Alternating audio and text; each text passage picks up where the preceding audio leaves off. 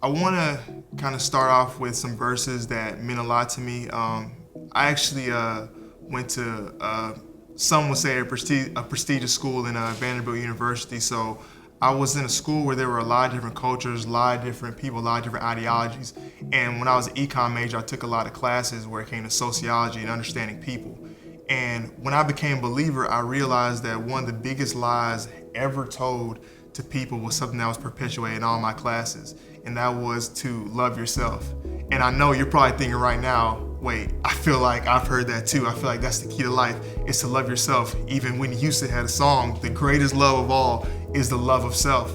But when I became a believer, I kind of wanted to start off with, what was Jesus' main message? If I could ask Jesus, what's the biggest thing I should know when I'm on earth? What law should I, kind of focus on? And the thing is, the Pharisees actually tried to trick Jesus up with this. And this is why it became one of my favorite verses early on. In Matthew chapter 22, verses 36 through 40, this situation actually came up. The question was asked to Jesus, "Teacher, which is the greatest commandment in the law?" And he said to him, "You shall love the Lord your God with all your heart, with all your soul, and with all your mind. This is the greatest and first commandment. And the second is like it. You shall love your neighbor as yourself. On these two commandments depend all the law and the prophets."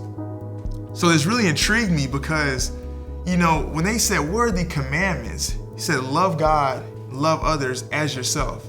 So the love of self is in there, but Jesus doesn't have to tell you to love yourself. It's not a command, it's natural. It's what's going to happen once you love God and once you love others. And it's so funny because if you go in any library, the self-help book section is going to be the biggest section in any library. Go to any Barnes and Nobles, any Books A Million, and that's always going to be the main advice that's always given to people. But I always was thinking, like, man, how much better would the world be? How much more filled with love would people be if they actually understood that you don't have to try and love yourself? I mean, half the time, one of my favorite pastors, Francis Chan, actually said, people always talk about how to love myself, how to love myself. He said, every time we get together, we talk about you.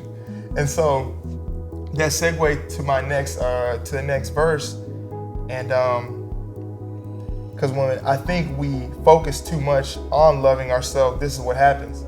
In 2 Timothy chapter 3, verses 2 through 5, this is what Paul says to Timothy. He says, "For people will be lovers of self, lovers of money, proud, arrogant, abusive, disobedient to their parents, ungrateful, unholy, heartless, unappeasable, slanderous, without self-control, brutal, not loving God, treacherous, reckless, swollen with conceit, lovers of pleasure rather than lovers of God, having the appearance of godliness but denying its power.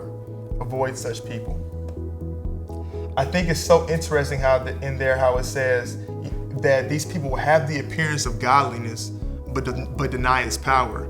He's not talking about people who aren't believers. He's talking about people in the church that have the appearance of godliness, but they always deny the power of what really loving God and what really focusing on His Spirit can do. And so I think this will be huge just for our world, and it was huge for me to understand, wow, whenever I'm not feeling full, whenever I'm not feeling empty or self-confident or any of those things, the answer is not to look more inside myself. The answer is to look to Him and to look to God for His love and to serve others. And then when I do that, I'm going to be filled from that overflow of love that only God can provide.